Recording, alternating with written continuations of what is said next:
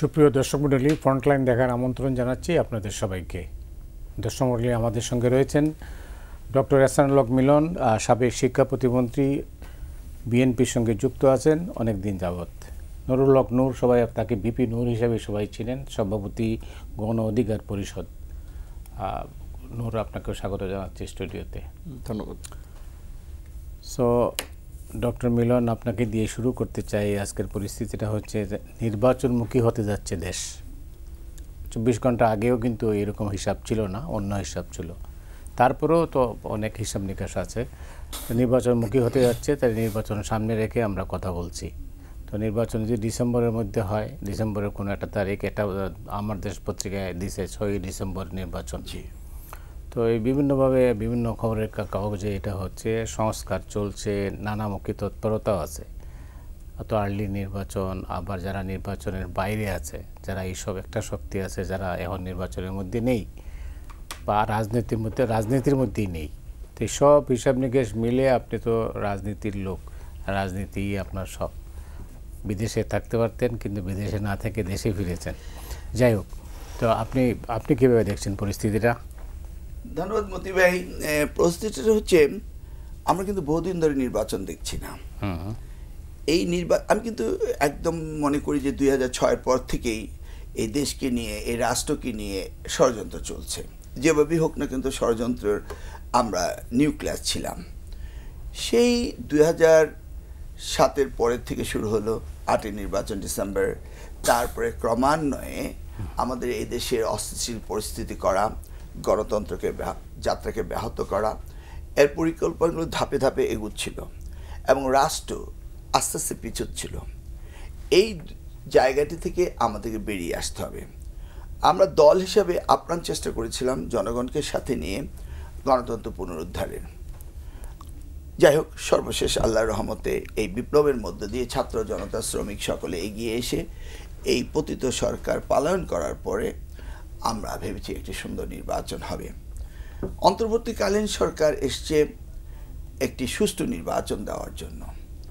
তারা যতটা সময় চেয়েছে, আমাদের দল থেকে বলা হয়েছে যে তাদেরকে যৌক্তিক সময় দেওয়া হবে এবং যৌক্তিক সময় অনুযায়ী ওনারা ওনাদের কর্মতৎপরতা এগিয়ে নিয়ে গিয়েছেন এবং নির্বাচন করার জন্য যে কটি সংস্কারের প্রয়োজন ছিল সেগুলিও ওনারা রিপোর্ট পেয়েছেন এবং এই সংস্কারগুলোকে তাদের অ্যাক্টিভেট করতে হবে। অর্থাৎ নির্বাচন যেন সুষ্ঠু হয়, এই বিষয়ে তাদেরকে অত্যন্ত সজাগ থাকতে হবে। যেমন জনপ্রশাসন, তারপরে পুলিশ, আইন শৃঙ্খলা পরিস্থিতি, এগুলি ব্যাপক অর্থে ওনাদের যে অবস্থাটা সৃষ্টি হয়েছিল আমরা দেখেছি বিগত সরকারের কারণে, সেগুলিকে ঠিক করতে হবে। সেই জায়গায় সঠিকভাবে এখন পর্যন্ত ঠিক হয়নি। আপনি পত্রিকায় দেখেছেন যে জনপ্রশাসনও প্রমোশন দেওয়া হয়েছে, রিটায়ারমেন্টে পাঠিয়ে দেওয়া হয়েছে, বা আপনার কন্ট্রাক্টও অনেকে রাখা হয়েছে যারা পতিত সরকারের সময় ছিল। এই বিষয়গুলি কিন্তু খুব মাইক্রোস্কোপিক আই দিয়ে সমন্বয় করতে হবে, কারণ এই গভর্নমেন্টটাকে আমি মনে করি একটি ফ্রেজাইল আইটেম, খুব ভঙ্গুর অবস্থায় আছে। এটাকে হ্যান্ডেল করতে হবে খুব ডেলিকেটলি। এটাকে এত সহজভাবে হ্যান্ডেল করাটা সম্ভব না। আর তাছাড়া জাতি হিসাবে আপনারা জানেন আমরা কোন ধরনের জাতি এবং কতটা অসহিষ্ণু এটা আমরা জানি। সেই ক্ষেত্রে এই দায়িত্বটি যাকে দিয়েছি ইজ এ ওয়ার্ল্ড ব্র্যান্ডেড এবং উনি আপ্রাণ চেষ্টা করছেন। আমার কাছে সবচেয়ে বেশি আশার বিষয়টি হলো ডক্টর ইউনূস তিনি নিজের স্বার্থ নিয়ে বা ক্ষমতাকে কুক্ষিগত করার জন্য কোনো পরিকল্পনা জল্পনা ওনার আদৌ কোনদিন থাকবে না। সেই কারণেই আমরা মনে করি সুষ্ঠুভাবে একটি নির্বাচন দিয়ে ওনাকে বেরিয়ে আসতে হবে এবং ওনার বেরিয়ে আসাটা যেন স্মুথ ল্যান্ডিং হয় সেটাও হতে হবে। এটা তো নির্ভর করতেছে রাজনৈতিক দলগুলোর উপর, উনি চাইলেই তো হবে না। রাজনৈতিক দলগুলো তো রয়েছে, কিন্তু বর্তমানে তো সর্ববৃহৎ দল বিএনপি রয়েছে। বিএনপি কিন্তু চাচ্ছে যে এই সরকার ব্যর্থ না হোক। বিএনপি চাইছে এই সরকার সুন্দরভাবে একটি নির্বাচন দিক। এই নির্বাচনের ফলাফল যেহেতু সকলেই মনে করছে যে এই ফলাফলটি বিএনপির পক্ষেই আসবে, সেই জন্য আমরা 31 দফাতে এই জাতীয় ঐক্যমত্যের সরকারের কথা আমরা বলেছি, যেন আগামী দিনে সুষ্ঠুভাবে এই দেশটি পরিচালিত হয়, যেটা ইতিমধ্যেই 5ই আগস্টের পরে বলা হয়েছিল। তো সেদিকটিও বিএনপি খোলাখুলি আমাদের যে রিফরমেশনের কথা, অর্থাৎ গত 17 বছর ধরে আমরা যে অত্যাচারিত হয়ে আমরা যেগুলি বুঝেছি, দেখেছি, শিখেছি, সেগুলিকে জাতিকে দেওয়ার জন্য আমরাও ওয়াদাবদ্ধ। সেই ক্ষেত্রে উনি যেন একটা স্মুথ ইলেকশন দিতে পারেন সেটি আমরা আশা করছি, এবং এই স্মুথ ইলেকশনের রোড ম্যাপটি একটু ক্লারিফাই করলে, ক্লিয়ারলি বললে আমাদের প্রস্তুতির জন্য সুবিধা হতো। যেহেতু ডায়ালগ শুরু হচ্ছে ওই সময় হয়তো আরো ক্লিয়ার হবে আশা করছি। জি, অনেক ধন্যবাদ আপনাকে। আপনি জানেন নুরুল হক নূর, উনি কিন্তু নির্বাচনে তাকে নেয়ার জন্য একটা 5 তারকা হোটেলে আটকে রাখা হয়েছিল, তাই না? নির্বাচনে এখন তো বলা যায় যে ঢাকা আপনার হাতিরঝিলের পাশে হলিডে ইন্টারন্যাশনাল, শুধু আমাকে না, সেটা আমি গিয়ে দেখছিলাম লাইক এটা একটা দোকান বসানো হয়েছে, অনেক ধরনের কাস্টমার আছে, অনেক ধরনের পণ্য আছে যেগুলো কেনা বেচা যায়। হেফাজতের কোনো নেতা দেখেছি, বিএনপির কোনো নেতা দেখেছি। তবে ইন্টারেস্টিং বিষয় যে সেখানে ওয়াশরুমে যাওয়ার পথে অনেকে কিন্তু সিগন্যাল দিয়েছিলাম যে আমার দেখছেন, তার মানে এইটা না যে আমি ইলেকশনে যাচ্ছি, এই বেইমানি করা যাবে না, কিন্তু এটা কিন্তু বলছিলাম। যাই হোক, আমি জানি, সেই জন্যই বললাম আর কি আপনার আটকে রাখ। যাই হোক, যেটা জিজ্ঞেস করেছিলাম নির্বাচন, আপনি জানেন নির্বাচনমুখী হয়ে গেছে আসলে বলা চলে, কারণ যেহেতু কালকে সর্বোচ্চ পর্যায়ে ওইখান থেকে যদিও আনুষ্ঠানিকভাবে বলা হয়নি ডিসেম্বরের মধ্যে নির্বাচন হতে পারে। আপনার কি ধারণা ডিসেম্বরের মধ্যে নির্বাচন হবে? বর্তমান পরিস্থিতিতে এটা নিশ্চিত করে বলা খুব ডিফিকাল্ট যে weather it is going to be held or not ডিসেম্বরে, কিন্তু ইলেকশনটা হওয়া দরকার। আবার ইলেকশনের আগে আমরা যেটা মনে করি, বাংলাদেশে আমরা এই 53 বছরে বিশেষ করে জাতি হিসেবে আমাদেরকে বিনির্মাণ করার জন্য, একটা আদর্শ রাষ্ট্র হিসেবে বাংলাদেশকে গড়ার জন্য আমাদের যেই ধরনের প্রতিষ্ঠানগুলো দরকার ছিল, যে ব্যবস্থাগুলো দরকার ছিল, সেগুলো আমরা গড়ে তুলতে পারি নাই। যেটা এই আন্দোলনের আগে সকলের একটা কনসার্ন ছিল যে এই ফ্যাসিবাদের পতন হয়ে বাংলাদেশ বোধহয় একটা নতুন পথে যাত্রা শুরু করবে। আপনি মিলন ভাইকে বলছিলেন যে তারা বাইরের দেশের উন্নত জীবনযাত্রা ছেড়েও এখানে আবার আসছেন একটা অনিশ্চিত লাইফ লিড করার জন্য। আবার এটাও সত্য কিন্তু মিলন ভাই সহ লাস্ট যারা মিনিস্টার ছিলেন, মন্ত্রী ছিলেন, বা একটু যারা প্রিভিলেজ ক্লাসের আমাদের ব্যবসা বাণিজ্য বিভিন্ন দিক থেকে, তারা ইউরোপ আমেরিকায় সবাই যায়, ওই সমস্ত দেশের উন্নত জীবনযাত্রা ব্যবস্থাপনা দেখে, অনেকের পরিবার সেটেল হয়। দেশে তারা রাষ্ট্র পরিচালনার দায়িত্ব পেলেও কিন্তু অনেকে ওইটার ইমপ্লিমেন্ট করতে চায় না। মিলন ভাইয়ের কথা এক্সেপশনাল, সে মন্ত্রী থাকা অবস্থায় ফাটাকেষ্ট সেই সময় আলোচিত হয়নি, নাহলে তারা ফাটাকেষ্ট মন্ত্রী বলতো যে নকলের বিরুদ্ধে অভিযান চালিয়ে যেভাবে মানে সেই সময় একটা আলোড়ন তৈরি করেছিলেন এবং গুন্ডা মাস্তান ছাত্রদেরকে একটা মেসেজ দিতে পেরেছিলেন যে পড়াশোনা ছাড়া পাশ করা যাবে না, সেটা একটা যুগান্তকারী পদক্ষেপ ছিল। কিন্তু এখন এই রাষ্ট্র সংস্কারের যে কিংবা নতুনভাবে বাংলাদেশকে গড়ার একটা আলাপ আলোচনা যে হচ্ছে, আমার মনে হয় যে নির্বাচনের চেয়েও এই আলাপটা আমাদের সামনে রাখা জরুরি। অবশ্যই সংস্কার এবং নির্বাচন দুইটাই প্যারালাল আমাদেরকে রাখতে হবে, কারণ বুঝতে হবে মানুষ গত এই 3টা নির্বাচনে ভোট দিতে পারে নাই। গণতান্ত্রিকভাবে নির্বাচনগুলো না হয় কিংবা গণতান্ত্রিক ব্যবস্থা না থাকার ফলেই কিন্তু আবার আজকের বাংলাদেশের সংকট। সেই ক্ষেত্রে এই সংস্কারেরই একটা অংশ আমি মনে করি যে বাংলাদেশের গণতান্ত্রিক উত্তরণ। সেক্ষেত্রে নির্বাচনের বিষয়ে প্রধান উপদেষ্টা এখন না, ধরেন এখন আমরা আলোচনা করছি, আমি দেখি কিন্তু 16ই ডিসেম্বরের ঘোষণায় তিনি বলছিলেন যে হয় ডিসেম্বর অথবা আরও 6 মান্থ লাগতে পারে। কাজে তাহলে তার সরকারের অবস্থানটা কিন্তু ওই পুরানো জায়গায় আছে। কিংবা তার আগেও যদি যান আপনি সেনাপ্রধানের ভাষণ, সেনাপ্রধান কিন্তু বলেছিলেন যে ইলেকশনের জন্য 18 মাস সময় লাগতে পারে। তাহলে আবার ধরতে হবে আপনার সেনাপ্রধানের কথাই কিন্তু ঠিক আছে। তো সেই ক্ষেত্রে এই নির্বাচনের বিষয়ে আসলে আমি এই দিন তারিখ হলো, এর মধ্যে দিন তারিখগুলো কতটুকু কার্যকর হবে বা হচ্ছে সেটা নিয়ে আমাদের অপেক্ষায় থাকা লাগবে। কিন্তু আমাদের ব্যক্তিগত অবস্থান হচ্ছে যে এই যে 15টা সংস্কার কমিশন করে দেওয়া হয়েছে, তারা এই 15 ফেব্রুয়ারির মধ্যে সবগুলো সংস্কার কমিশন রিপোর্ট দেবে। নির্বাচনের আগে অবশ্যই ন্যূনতম এই সংস্কারগুলো দরকার। যে বাংলাদেশের বিচার বিভাগ নিয়ে অনেকদিন আলোচনা হচ্ছে, উচ্চ আদালতের বিচারক নিয়োগের কোনো সুনির্দিষ্ট নীতিমালা নাই, সেটা একটা নীতিমালা, বিকজ এখন তো কোনো পলিটিক্যাল গভর্নমেন্ট না। সুতরাং এই গভর্নমেন্ট যেন সবার সাথে আলাপ আলোচনা করে এই উচ্চ বিচার বিভাগের একটা স্বাধীনতা এবং উচ্চ আদালতের বিচারক নিয়োগ প্রক্রিয়াটা স্বচ্ছতা, এই বিষয়ে যেন একমত পৌঁছাতে পারে। একটা নির্বাচন করার জন্য আপনার একটা শক্তিশালী এবং নিরপেক্ষ প্রশাসনিক ব্যবস্থা লাগবে। সত্যিকার অর্থেই যে গত 16 বছরে সবাই ছিল আওয়ামী লীগের, এখন আবার কিন্তু সবাই বিএনপি জামাত প্রশাসনে যান। যে বিএনপি জামাত না সেও বলে বিএনপি জামাতের লোক আমি, আর যে বিএনপি জামাত সে তো আসি।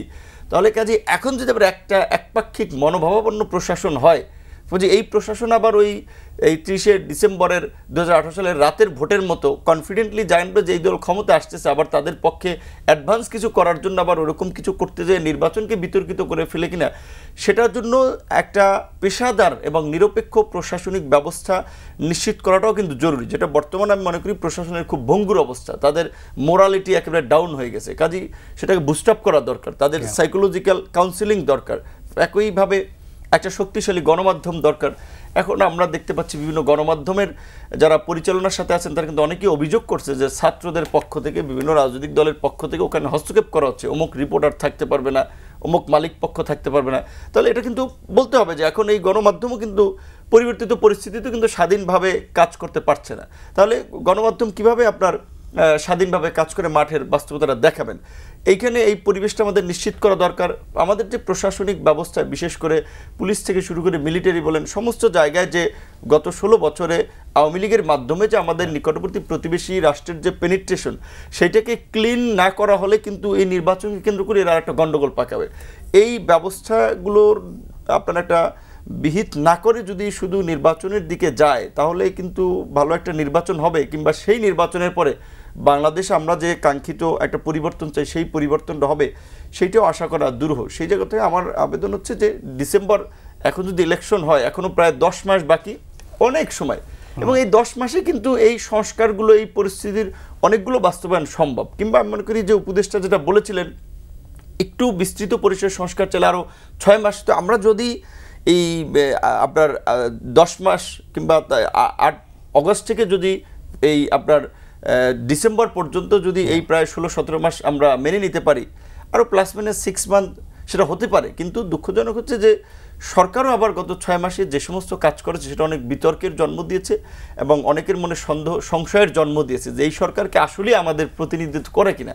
কাজে একটা দ্বিমুখী সংকট তৈরি হয়েছে। এই পরিস্থিতিতে নির্বাচন সংস্কার যাই করা হোক না কেন, রাজনৈতিক আলাপ আলোচনার মধ্যে দিয়ে ঐক্যমতের ভিত্তিতেই করতে হবে। অনেক ধন্যবাদ। মৌলিক প্রশ্ন, এই প্রশাসন যদি নিরপেক্ষ না হয় তাহলে কিন্তু এটা ভালো নির্বাচন পাওয়া যাবে না। কিন্তু এর মধ্যেই যেটা বললেন, বিএনপি জামাত হয়ে গেছে প্রশাসন, এই অবস্থায় যদি ওই রাতের ভোটের মতো আবার সিল হয় তাহলে কি হবে? হ্যাঁ, আমার প্রিয় ভাই নূর কিছুটা শঙ্কা এবং তার ব্যাখ্যা যথোপযুক্তই দিয়েছে, এবং এই সরকার বিভিন্ন ক্ষেত্রে ব্যর্থ হয়েছে এটা আমরা দেখতে পাচ্ছি, আবার তাদের সাকসেস রেটও রয়েছে। সেই যে আমাদের দোলাচলে আমরা আছি, সেখান থেকে বেরিয়ে আমাদের আসতে হবে। এখন কনফিডেন্টলি যদি এই সরকার সঠিকভাবে তাদের প্রিভিয়াস 6 মাসের রেকর্ডটা যদি জনসম্পৃক্ততা এবং জনগণের উন্নতি এবং তাদের লাঘব হতো, তাহলে কিন্তু আমরা ভাবতাম যে দে আর ইন দ্য রাইট ট্র্যাক, তাদেরকে একটু সময় হয়তো বা দেওয়া যেতে পারতো ভালো করার জন্য। কিন্তু আপনি যদি মিনিস্ট্রি ওয়াইজ এগুলিকে ইভালুয়েট করেন, তাহলে দেখবেন যত বেশি সময় তারা নেবে, এই 10 মাসের জায়গায় যদি আবার 16 মাস সময় নিতে চায়, তাহলে আরও সংঘাত বেড়ে যায় কিনা সেই বিষয়টি দেখতে হবে। এখন বিষয়টি হচ্ছে, যেহেতু লার্জেস্ট পার্টি দুইটি ছিল, লার্জ দুইটি পার্টি, তার মধ্যে আওয়ামী লীগ আজকে নেই, সেই জায়গায় বিএনপি স্বভাবতই এগিয়ে থাকবে রানে। সেই জায়গাতে আমরা যেটা ভেবেছিলাম 5ই আগস্টে যে ঐক্যমত্যের সরকার করা হবে দেশকে সঠিকভাবে চালানোর জন্য, তো সেই জায়গাটি ছিল আমাদের সলিউশন। সেই জায়গাটি যদি আমরা নির্বাচনের পরে বিএনপি ঐক্যমত্যের সরকার করে, তাহলে যেটা কাঙ্ক্ষিত ছিল সেটা হবে। ঐক্যমত্যের সরকার বলতে আপনারা কি বোঝাচ্ছেন? আমরা বলছি যে সকলকে নিয়ে জাতীয় ঐক্যমত্যে একটি সরকার করা হবে, সকলকে নিয়ে সরকার গঠন করা হবে। যেহেতু অন্যান্য সকল বলে কি আপনার মূল প্রতিদ্বন্দ্বী জামাত, তাকে নিয়েও ঐক্যমত্য বলতে কিন্তু সকলেই আসবে, তবে বিরোধী দল তো একজন হতে হবে, তাই না? সেই জায়গাটি তো আপনি গ্যাপ রাখতে হবে। তো জামাত যদি আসন কিছুটা বেড়ে যায়, যদিও হিস্টোরিক্যালি আমরা দেখেছি জামাত জোট হিসাবে অনেক আসন পায়, কিন্তু জোট না হলে দুটি বেশি পায় না। আপনি যদি 1991 সালে বিএনপি, এমনও তো হতে পারে যে আওয়ামী লীগও অংশ নিল। মানে আওয়ামী লীগ তো দল হিসেবে অংশ নেওয়ার কতটা যুক্তিসঙ্গত এখন আছে আফটার অল দিস ইনসিডেন্ট। তারপরে অক্টোবরের ভিতরে তাদের অনেকের বিরুদ্ধে রায় হয়ে যাচ্ছে, আর দল হিসেবে এমন কোনো ইন্ডিকেটর নেই যে আওয়ামী লীগের সভানেত্রী এই জেনোসাইডের জন্য ডাক দেয়নি এবং আওয়ামী লীগের সেক্রেটারি জেনারেল এই গণহত্যার জন্য আহ্বান করেনি। তাহলে আপনি যদি আইসিটি কোর্টে এর বিচার করেন, তাহলে সভানেত্রী হিসাবে আওয়ামী লীগের ভাগ্যে কি থাকবে সেটা আদালতই নির্ধারণ করবে। তবে এমন কোনো ইন্ডিকেটর নেই যে যা করার দরকার ছিল নিষিদ্ধ হওয়ার সবগুলি তারা করেছে। আর ইন্ডিভিজুয়ালি যদি আপনি পলিটিক্যাল লিডার আওয়ামী লীগে দেখতে চান, টপ টু বটম সকলেরই তো আমলনামা আমরা ইতিমধ্যে দেখেছি এবং পেয়েছি। সেই কারণে আওয়ামী লীগ যে আগামী দিনে সুস্থ অবস্থায় ফিরে আসতে পারবে আমি এটা বিশ্বাস করি না। তবে তারা তো মানে বিভিন্ন জায়গায় ঢুকে পড়বে এবং ঝামেলা সৃষ্টি করবে, সেটা ওই যে আমাদের গুরুজনরা বলে গেছেন যে রাজনীতিতে শেষ কথা বলতে কিছু নেই, তা আপনি কি এটাই বিশ্বাস করেন? না, সেটা তো বটেই, কিন্তু আমাদের তো প্রিপারেশন তো আমরা রেখেছি যে কিভাবে এটা মোকাবেলা করা যায়। দেখুন, আমরা দীর্ঘ 17টি বছর এই ফ্যাসিস্ট সরকারের বিরুদ্ধে আন্দোলন করেছি এবং এই হাসতে হাসতে বলছিলাম যে আগামী দিনে আর কোনো দলের নেতা এই ফ্যাসিস্ট সরকারকে ফেস করার সুযোগ আসবে না, যেটা নূর করেছে। সেটা আপনার আসার আগে বিরতিতে আলোচনা করছিলাম। তো এই ফ্যাসিস্ট সরকারকে আমরা যেভাবে ফেস করেছি এবং যেভাবে আমরা মানসিকভাবে প্রস্তুতি নিয়েছি, নিশ্চয়ই আমরা জনসম্পৃক্ত দল, অতীত ছিলাম, বর্তমানে আছে, ভবিষ্যতে আছে, এবং রাষ্ট্র পরিচালনার জন্য জাতীয় ঐক্যমত্যের সরকারের বিকল্প আগামী দিনে হবে না, সেটা আমরা বিশ্বাস করি। অনেক ধন্যবাদ আপনাকে। নূর, আপনার কাছে একটা প্রশ্ন, সেটা হচ্ছে যে একটা বড় দল অনুপস্থিত, একটা নতুন দল আসছে, এটা শূন্যতার মধ্যে দিয়ে একটা নতুন দল তো আসছে, আমরা যা দেখছি কাগজে। আগামী দিনের রাজনীতিতে নতুন দলের ভবিষ্যৎ কি? আমি নতুন দলের ভবিষ্যৎ এই মুহূর্তে আমার জন্য বলা খুব মুশকিল, বিকজ আমরাও কিন্তু বলা চলে ফরমেশনের মধ্যে দিয়েই একটা রাজনৈতিক দল হিসেবে গড়ে ওঠার চেষ্টা করছি। নতুন দলের, নতুন রাজনীতির প্রতি মানুষের ব্যাপক একটা আকাঙ্ক্ষা আছে, আগ্রহ আছে, এটা সত্য। 2019 সালে যখন ডাকসুর ভিপি হওয়ার পর বিশ্ববিদ্যালয় কেন্দ্রিক অ্যাক্টিভিজমের মধ্যে দিয়ে আমরা একটা রাজনৈতিক সংগ্রাম গড়ে তোলার চেষ্টা করেছি, তখন আমরা দেখেছি যে দলমত নির্বিশেষে অনেক মানুষের সমর্থন আছে এবং পরিষ্কারভাবেই তারা সে সময় আমাদেরকে এনকারেজ করেছিল যে তোমরা একটা পলিটিক্যাল পার্টি করো। এই এক্সিস্টেন্স রাজনীতি ফেল করেছে বাংলাদেশের মানুষের জন আকাঙ্ক্ষার প্রতিফলন ঘটাতে। সেটা উৎসাহ থেকে কিন্তু একটা দল গঠন করা, এবং সেই দল গঠন করতে গিয়ে অত্যন্ত প্রতিকূল সময়ের মধ্যে হামলা, মামলা, জুলুম, ষড়যন্ত্র, অপপ্রচার, প্রোপাগান্ডা, অনেক কিছু মোকাবেলা করে এই 7-8 বছর এই জায়গায় এসেছি। এখন নতুন যারা দল করছে তারা অনেকেই কিন্তু সরকারের থেকে সরকারি সুবিধা নিয়ে বলা চলে তারা একটা ফ্যাসিলিটিস ভোগ করতেছে, এবং এখানে যারা ইনক্লুড হচ্ছে ম্যাক্সিমামেরই সুবিধা নেওয়ার প্রবণতার জায়গা থেকে, যে আমি যদি এই নতুন দলের সাথে থাকি তারা সরকারে আছে, আমার একটা তদবিরের সুবিধা হবে, চাকরির পুস্টিং, পদায়ন, পদোন্নতি, হ্যাঁ, ব্যবসা বাণিজ্য, অমুক জায়গাটা ফোন করে দেবে, এই সুবিধা কেন্দ্রিক প্রবণতা থেকে। আবার তারা তো আগে থেকে ওইভাবে কোনো রাজনৈতিক দল সংগঠন করবে ওই রকমের জায়গা থেকেও সঙ্গবদ্ধ না। সুতরাং সেক্ষেত্রে নতুন দলের কি আদর্শ দাঁড়ায়, সেই আদর্শের সাথে এখন এই যে বিভিন্ন জায়গা থেকে যে সমস্ত লোকজন ভিড়ছে তারা কতটুকু টিকতে পারে, এটাও একটা ম্যাটার। বিএনপির মতো বড় দলের ক্ষেত্রে আপনি দেখেছেন এই হামলা, মামলা, এই পরিস্থিতির মধ্যে অনেক কিন্তু বিভিন্ন সময় আবার সংখ্যাটা কম কিন্তু কম্প্রোমাইজও করেছিল। আপনার এমনকি এই নির্বাচনের আগেও দেখেন যে বিএনপির মিত্রদের অনেকে শেষ পর্যন্ত বিভিন্ন ক্ষেত্রে জোট টোটেও গিয়েছেন, আবার সেখানে আমরা কিন্তু আবার সবকিছু অনিশ্চিত জায়গা থেকেও আবার থেকে গিয়েছি। তারা তো প্রতিকূল সময়ের মধ্যে দিয়ে তৈরি হয় নাই যে আপনি আমরা একটা জাজমেন্ট করতে পারবো যে না তারা খুব ডেডিকেটেড, তারা খুব সংগ্রামী।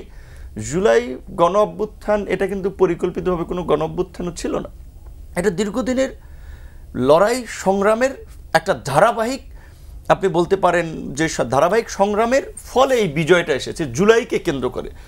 ছাত্রদের দাবি ছিল কোটা, সেই কোটার সংস্কারে কিন্তু এই আন্দোলনে যারা মারা গিয়েছে আপনি নিশ্চয়ই ডেটা লক্ষ্য করেছেন, তার বেশিরভাগই শ্রমজীবী মানুষ, গার্মেন্টসের কর্মী, দিনমজুর, রিক্সা চালায়, মাছের বাজারে কাজ করে, বাস বা টেম্পুর হেল্পার।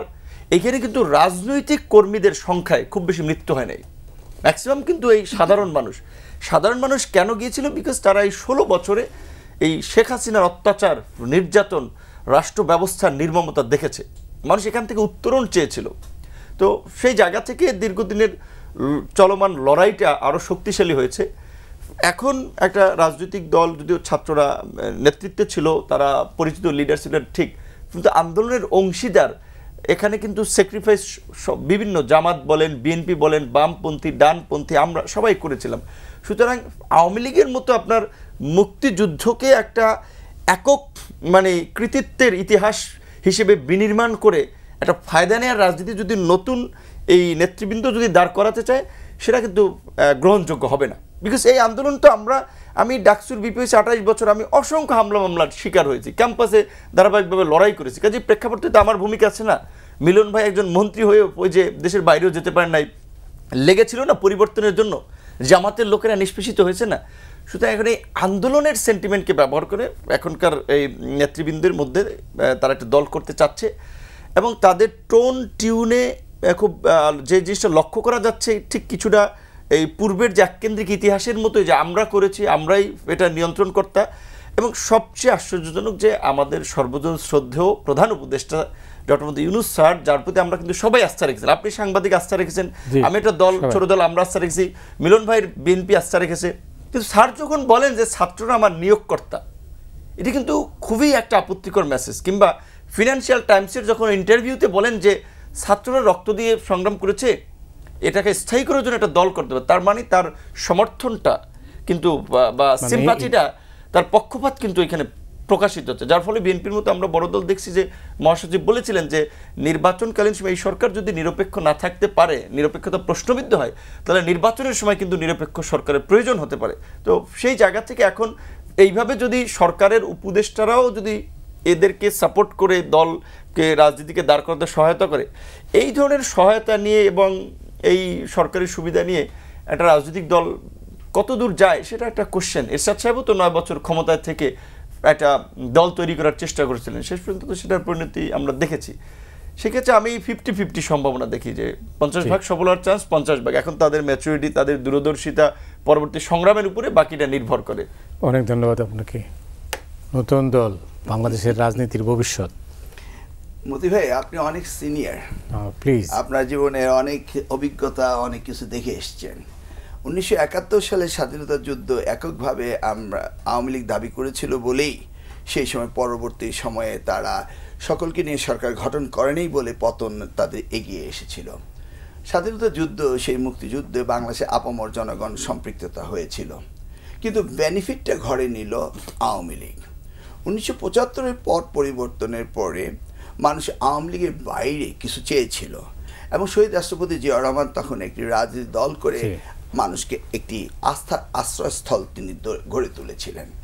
তারপর ষড়যন্ত্রের মধ্য দিয়ে স্বৈরশাসক এরশাদ বিএনপি পতন ঘটিয়ে তিনি সুবিধা হওয়ার জন্য যে প্রেসক্রিপশনে হোক, আপনি জানেন সেই আলোচনা নাই গেলাম, সেই প্রেসক্রিপশনটা যেটা 1971 আগে থেকে, সেই প্রেসক্রিপশনেই তিনি এসে সরকার গঠন করলেন। তার পতনের পর জনগণ আবার ফিরে আসলো যে এদেশে আস্থাশীল একটি জাতি, ধর্ষণ বিশেষ একটি দল, সেটি বিএনপির প্রতি মানুষের আস্থার আশ্রয়স্থল, মানুষ ফিরে আসলো। সেখান থেকে আবার আমরা পর্যায়ক্রমে দেখলাম 1/11 সেই ষড়যন্ত্রের মধ্য দিয়ে আওয়ামী লীগ আবার ক্ষমতায় অধিষ্ঠিত হলো, এবং সেই ব্লু প্রিন্টটা আবারও আসলো। সেখান থেকে যখন এই পতিত সরকার পলায়ন করলো, তারপর জনগণের মধ্যে এখন তাদের একটা স্থিতিশীলতা আসার জন্য তারা চিন্তা করছে যে আমরা নতুন কিছু করতে পারি কিনা।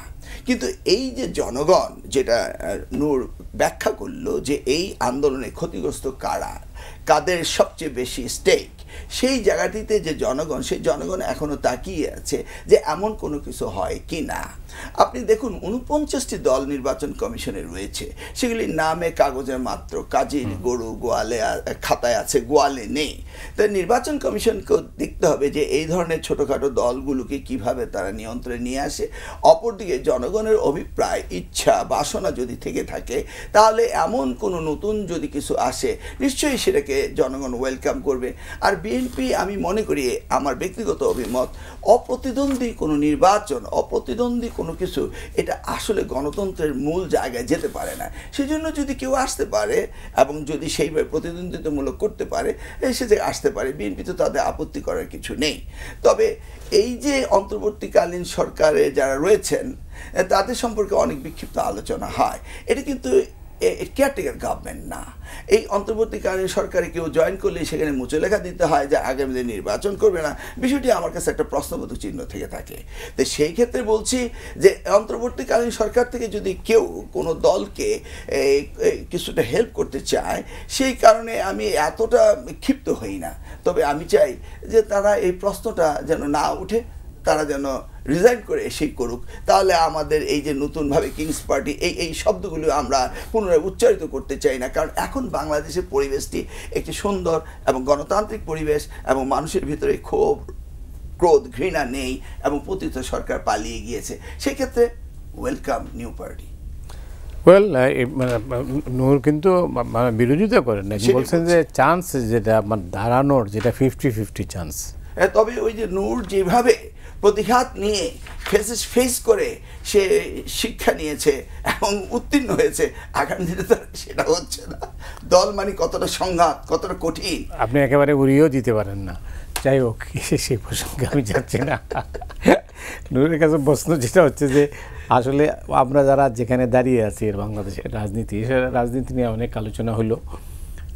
এই মুহূর্তের সবচেয়ে আলোচিত এবং আতঙ্কিত একটা বিষয়, সেটা হলো মব জাস্টিস নামে যেটা পরিচিত, এবং যেখানে হচ্ছে সর্বশেষ বাংলা একাডেমি মেলাতেও আমরা তার ছিটেফোঁটা দেখলাম।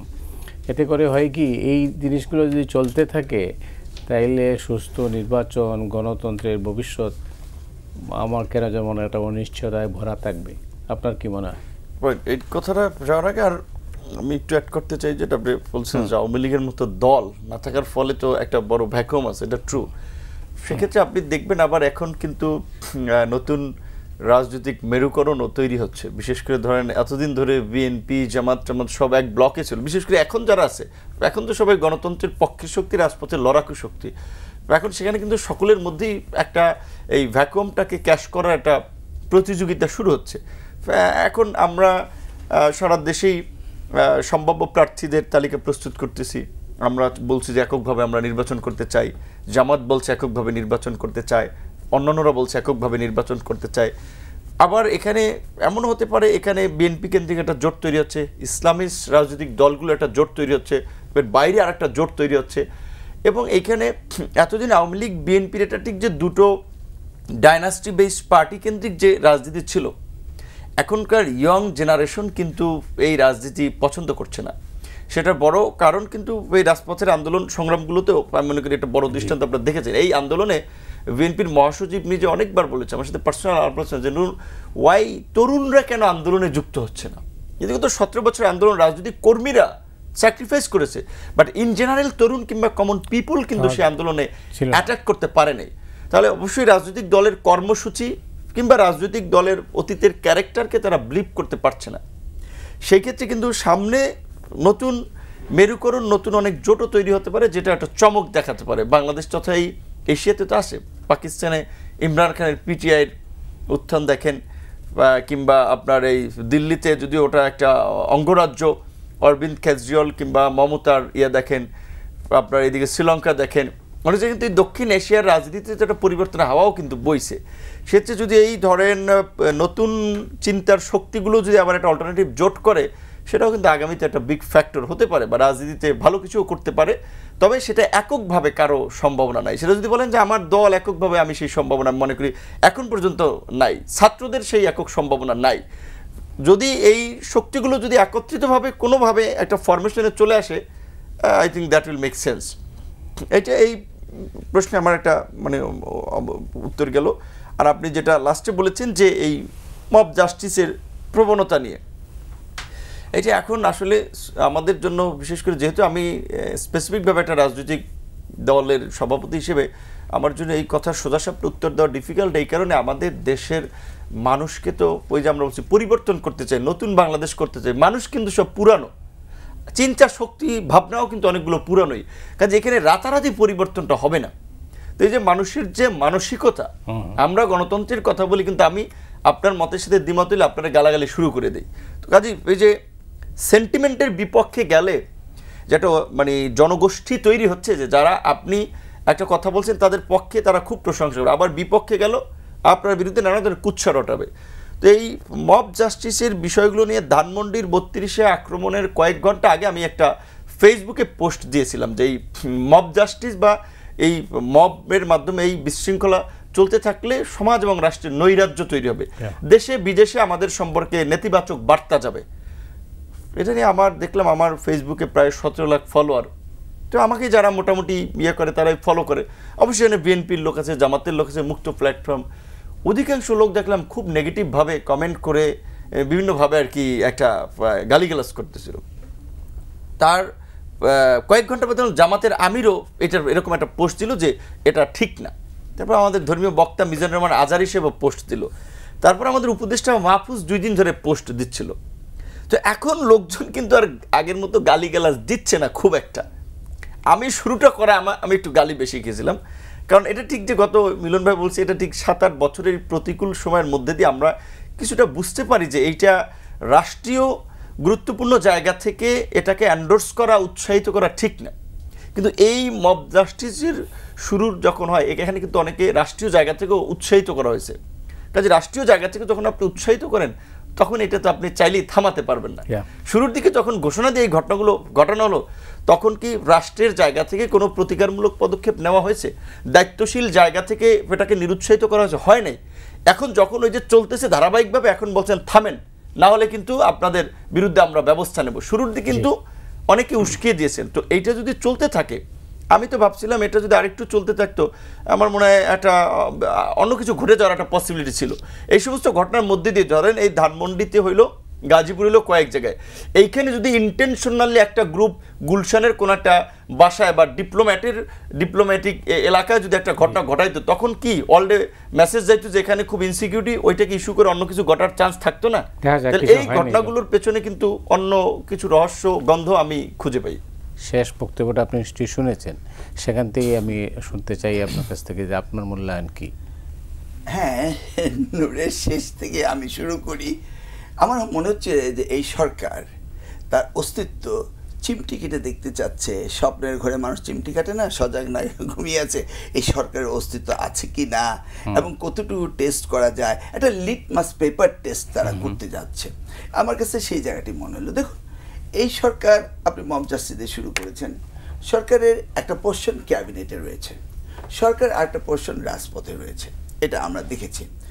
কেউ গিয়েছে রাষ্ট্রপতি অপারেশনের জন্য বঙ্গভবনে এবং কেউ গিয়েছে রাষ্ট্রপতি অপারেশনের জন্য শহীদ মিনারে, আবার কেউ বা রয়েছেন রাষ্ট্রের দায়িত্বে।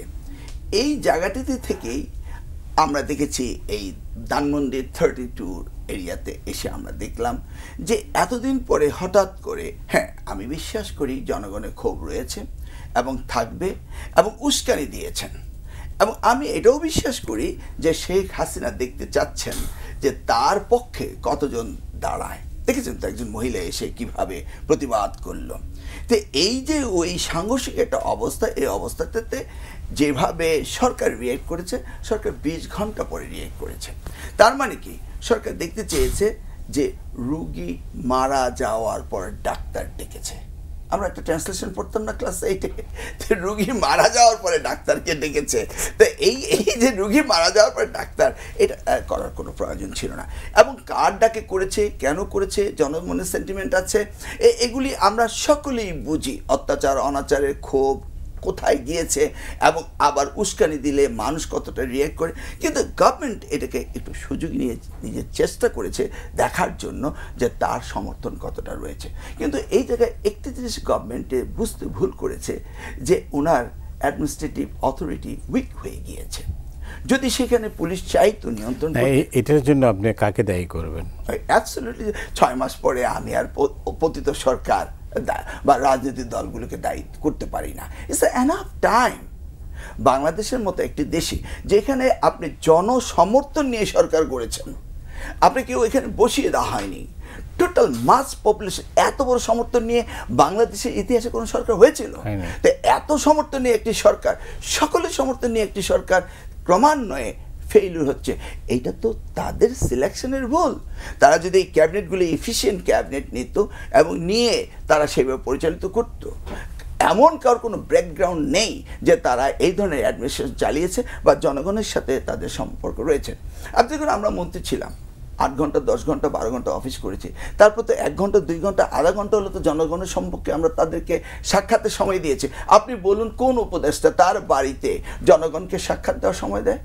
না, আমি বলছি না রাজনীতি বলে আমরা আমরা তো সকলেই সাক্ষাৎ, মন্ত্রী মানে কি সকলের মন্ত্রী, তারা 4 দেওয়ালের মধ্যে চলে আপনি নিশ্চয়ই লক্ষ্য করবেন যে আপনি যে সচিবালয় থেকে আপনি দায়িত্ব পালন করেছেন মন্ত্রী হিসাবে, সেই সচিবালয়ে কিন্তু সাংবাদিকদের প্রবেশ খুব সীমিত করে দেওয়া হয়েছে।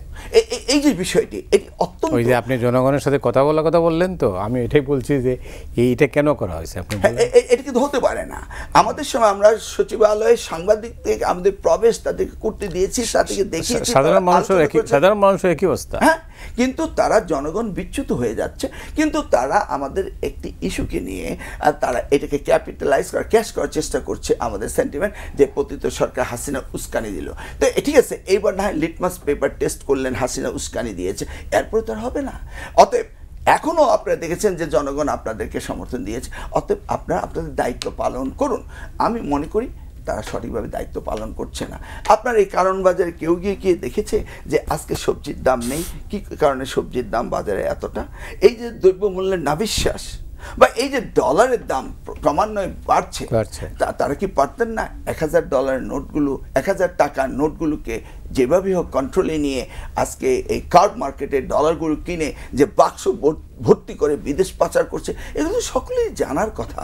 তো এই সরকার জনগণের সাথে দেখা করছে না এবং জনগণের পালস বোঝার চেষ্টা করছে না, এবং সেই জন্যই আমরা সকলেই বলছি যে নতুন কিছু হওয়ার আগে তড়িঘড়ি করে একটি সুন্দর নির্বাচন দেওয়া উচিত, অথবা তারা এই ক্যাবিনেটকে রিশাফল করা উচিত। না, 18 মাস তো তড়িঘড়ি না, 18 মাস তো অনেক সময়। না, আমি ডিসেম্বরে অনেক সময়, এই তো 1 বছর, আর ওইদিকে তো 6 মাস পাইলে না, ওই 6 মাস নিতে গেলে বোধহয় তাদের ক্যাবিনেট আবার রিশাফলিং করতে হবে। আমি জানি না সাকসেস রেট না থাকার পরও আপনি কেন রাখছেন, কারণ আপনি টাইম ভার্সেস আমাদের এই নির্বাচন রাজনীতি, এটাকে তো তাদের একত্রে নিয়ে আসতে হবে।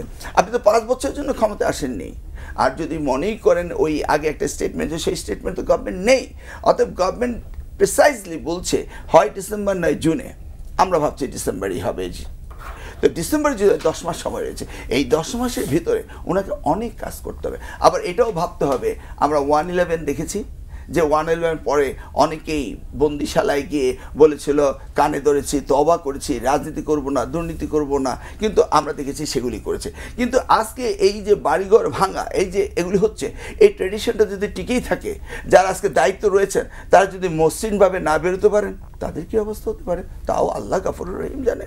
বলা তো যায় না যে মব জাস্টিস প্র্যাকটিস আমরা শুরু করেছি, এটা তো থাকতেও পারে। দেখুন আজকে কচুয়ার ডক্টর মহিউদ্দিন খান আলমগীর আমার বাড়ি ভেঙেছে, কিন্তু আমি দিন রাত্র ওই বাড়িটি যেন না ভাঙা হয় সেজন্য আমি চেষ্টা চালিয়ে যাচ্ছি, প্রশাসনের বাইরে গিয়ে আমি এটা চালিয়ে যাচ্ছি, কারণ আমি মনে করি যে এটা আমার জন্য অত্যন্ত ক্ষতিকর হবে। এই মব জাস্টিস সিস্টেমটা যে চালু হয়েছে, এটা কিন্তু চলতেই পারে। অতএব আজকে যারা দায়িত্ব রয়েছেন, আপনারা ভাববেন না যে আপনারা এখানে ঘুমিয়ে হেলিয়ে দায়িত্ব পালন না করে আপনারা বেরিয়ে যাবেন। আপনারাও কিন্তু রাস্তায় বেরোলে সরকার পরিবর্তন পরে পচা ডিম খেতে পারেন। অতএব সেদিকে চিন্তা থাকতে হবে। অনেক ধন্যবাদ নূর। আপনি জানেন যে তিউনিসিয়ায় আমাদের মতোই বিপ্লব হয়েছিল, কিন্তু আখেরে তিউনিসিয়া একটা দুর্বল গণতন্ত্র পেয়েছে। বাংলাদেশে এখন যা আমরা দেখছি, এটা কি শেষ পর্যন্ত আমরা উইক গভর্নমেন্ট মানে উইক ডেমোক্রেসি পেতে যাচ্ছি কিনা? আমি এটা বলবো, ওই প্রোগ্রাম তো অনেকে দেখছে, অনেক মানুষ। আমাদের আলোচনার পাশাপাশি এই দেশের যারা স্টেক হোল্ডার রাজনীতির নির্বাচনের, তাদের বোঝা দরকার। প্রত্যেকে বলবো ইউটিউবে সার্চ দিয়া তিউনিসিয়া বিপ্লব পরবর্তী অবস্থা, এটা সাথে অনেক কন্টেন্ট পাবে, একটু দেখা দরকার। আমাদের বণিক বার্তাও 2টা এটার উপরে এপিসোড করে ওরাও এই বলেছিল যে আমি দেখছি এটা, আরও আমি প্রায় 1-1.5 মাস আগে থেকে বলছিলাম, হুবহু তিউনিসিয়াতে যা হয়েছিল বিপ্লবের পরে অনেকগুলো বেনিফিশিয়ারি গ্রুপ তৈরি হয়েছিল, সরকারের মালিকানা নিয়ে তাদের মধ্যে দ্বন্দ্ব তৈরি হয়েছে, সামাজিক সাংস্কৃতিক বিভিন্ন গোষ্ঠীগুলোর মধ্যে দ্বন্দ্ব তৈরি হয়েছে, বাম ডানের বিরোধ তৈরি হয়েছিল। এই আন্দোলনে আজকে আমি যেটা দেখলাম, এই যে বই মেলায় যেই আপনার স্টলটি ভাঙা হলো বা যে ঘটনা ঘটলো, ওই ভদ্রলোকও কিন্তু এই আন্দোলনের পক্ষে একটা ফেসবুকে স্ট্যাটাস দিয়েছিলাম, হয় লাল না হয় তুমি দালাল, মানে আজকে হয় লাল, না হয় তুমি দালাল, যেদিন ছাত্ররা প্রোফাইল লাল করেছিল। তো সে আস্তিক নাস্তিক যাই হোক, সে তো আমার বিপ্লবের পক্ষে ছিল। তাহলে কেন বিপ্লব পরবর্তী সময় সে ইনসিকিউর ফিল করবে? কিংবা আমাদের এই ধরেন চলচ্চিত্রের এই পরিমণি, এই আপনার আরও চট্টগ্রামে অপু বিশ্বাস, আরও কারা কারা যেন চলচ্চিত্রের নায়িকারা, তারা তাদের শোরুম কিংবা এই আপনার অনুষ্ঠানে উদ্বোধন করতে গিয়ে বাধার মুখে সম্মুখীন হয়েছিল যে তৌহিদি জনতার ব্যানারে। এখন এই তৌহিদি জনতা আসলে কারা? এই ব্যানারটা কি ইন্টেনশনালি ক্রিয়েট করে ইন্টারন্যাশনালি একটা নেগেটিভ ইমেজ তৈরি করা হচ্ছে কিনা, যেখানে ইসলামিস্টদের রাইজ হচ্ছে? তাহলে এইটা রাষ্ট্রের আইনশৃঙ্খলা বাহিনী সরকারের দেখার দায়িত্ব না? সরকার সেখানে দায়িত্বশীলতার পরিচয় দিতে পারছে? এই জন্য মিলন ভাই যেটা বলছে, আমরা কিন্তু সাফারারটা হব সবাই, তারেক রহমান, জামাতের আমির, আমরা সবাই বলছিলাম যে এই সরকার আমাদের সকলের সমর্থিত সরকার। এই সরকার যদি ব্যর্থ হয়, আপনিও ভুক্তভোগী হবেন, আমিও ভুক্তভোগী হব। ওই যে তিউনিসিয়ার এক্সাম্পল দিলেন, দুর্বল গণতন্ত্র কিংবা এখনও যদি বিভিন্ন গোষ্ঠীগুলোর মধ্যে দ্বন্দ্ব থাকে, সংঘাত থাকে, স্বার্থের বিরোধ থাকে, এটার প্রভাব বাংলাদেশে যেভাবে একটা নিকটবর্তী প্রতিবেশী দেশ হা করে তাকিয়ে আছে শকুনের দৃষ্টি নিয়ে, রাক্ষসী দৃষ্টি নিয়ে, এটার জন্য সবাইকে জ্বলতে হবে। তাহলে এখন আমাদের কাজ কি? এই সরকারটাকে সবল করা। এই উপদেষ্টা পরিষদ, আমি অনেক আগেই বলেছি, এটা মাজা ভাঙ্গা উপদেষ্টা পরিষদ, আদামরা উপদেষ্টা পরিষদ। বিদেশি একজন ডিপ্লোম্যাটের ভাষায় উনি বলছে যে I saw there are some people they are too much old and some of them are too much young, but why মানে আর মিডল এজ পিপল, তোমাদের মতো বা এরকম অনেকে যেটা বললো। বাস্তব কথা তাই, সব নিছেন এক সেট আপে, তিনজন নিছেন, মানে আঞ্চলিক ভাষায় বললে সব নিছেন বুড়া সেট আপে, তিনজন নিছেন গুড়া সেট আপে। তো এটা তো একটা উপদেষ্টা পরিষদ হয় নাই। এবং আমি দেখতে পাচ্ছি যে 111-এর সরকারের মতো ওনাদের মধ্যে ভয়ঙ্কর রকমের রাজনৈতিক বিদ্বেষী মনোভাব লক্ষ্য করা যাচ্ছে।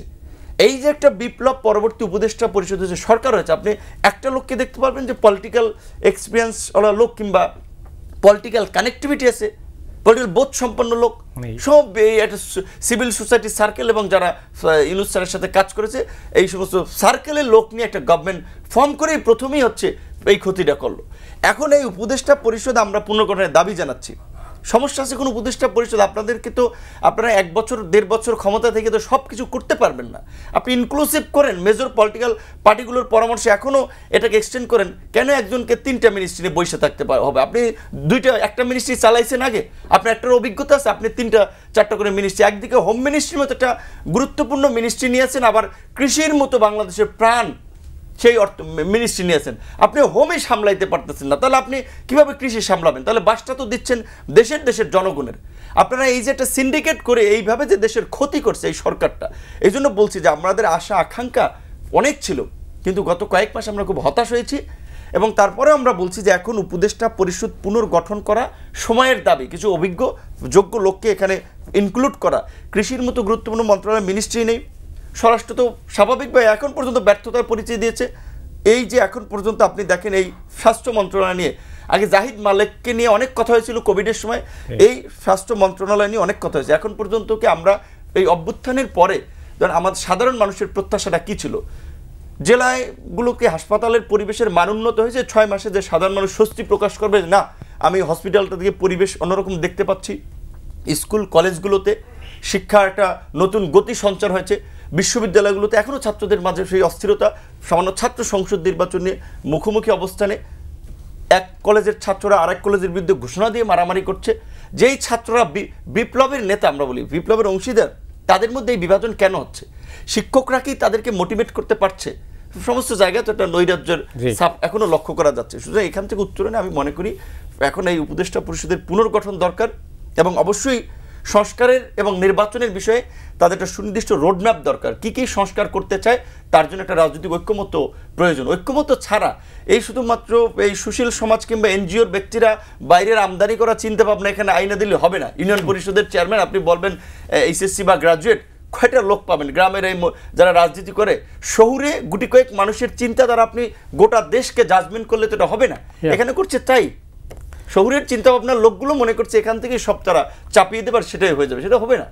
অনেক ধন্যবাদ ডক্টর মিলন। আপনি জানেন যে নূর অনেকগুলো মৌলিক প্রশ্ন উত্থাপন করেছেন, বিশেষ করে এই যে উপদেষ্টা পরিষদ।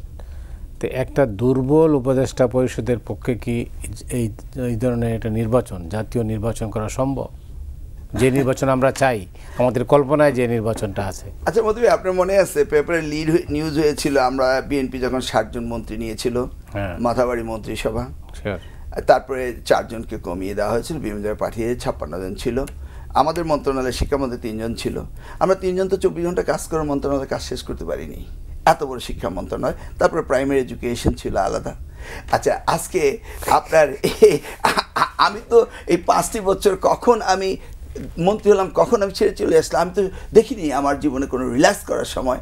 আজকে ওনারা এমন কোথায় থেকে পেলেন যে একজন 3-4টি মিনিস্ট্রি চালাতে পারেন?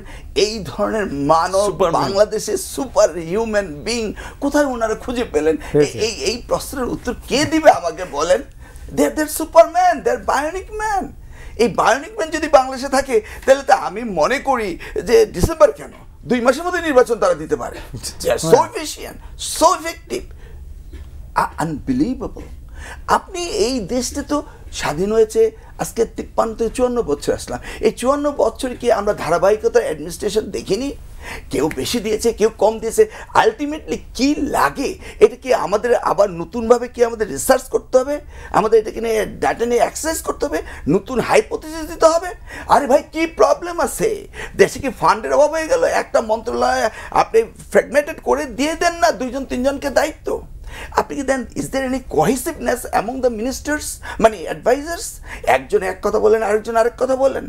তাহলে এই যে কোহেসিভনেসগুলো নেই, এই যে তাদের মিনিস্ট্রিয়াল ক্যাপাসিটি নেই, তাদের প্রিভিয়াস কোনো এক্সপেরিয়েন্স নেই, তারপরে তারা স্মল একটা ক্যাবিনেট বানিয়ে রেখেছেন এবং তারা চ্যালেঞ্জ দিচ্ছেন এবং জনগণ দুর্ভোগে রয়েছে। সেই জায়গায় ফেস করার জন্য কোনো ইনিশিয়েটিভ, কোনো ট্রাইব, কোনো চেঞ্জেস আমরা দেখছি না। এটা যদি কেয়ারটেকার সরকার হতো তাহলে হয়তো সম্ভব ছিল।